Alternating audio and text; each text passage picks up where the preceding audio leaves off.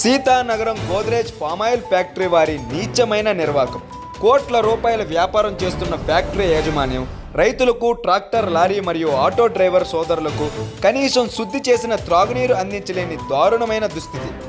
Seethanagaram Godrej palm oil factory లోపల గెలలు, ఇతర సామాగ్రి సరఫరా చేస్తున్న డ్రైవర్ సోదరులకు ఏర్పాటు చేసినటువంటి మంచినీటి కుళాయిల వద్ద అపరిశుభ్రత, నాచు, బురద ఉన్నప్పటికీ పట్టించుకోని వైనం.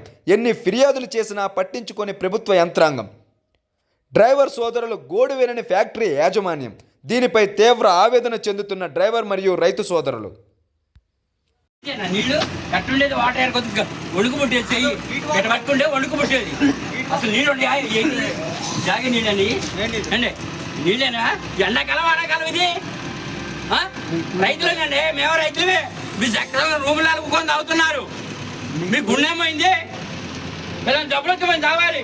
ఊళ్ళో అన్నారని కాదు, ఇక్కడ డబ్బులు వస్తున్నాయి. కూలింగ్ కావాలి, కూలింగ్ మారండి, ఫీజు మారండి. కూలింగ్ కావాలి, ఫీజు సూపర్ నీట్గా ఉండాలి. మీరు నీట్గా ఉన్నారు కానీ అది నీట్గా ఉండొద్దా? మీ క్యాప్లు ఉండాలి, నా డ్రెస్ బాగుండాలి. ఏంటంటున్నా ఇది స్కూల్ మళ్ళీ మీకు టయానికి అయిపోతే పెద్ద రూల్స్ ఇక్కడ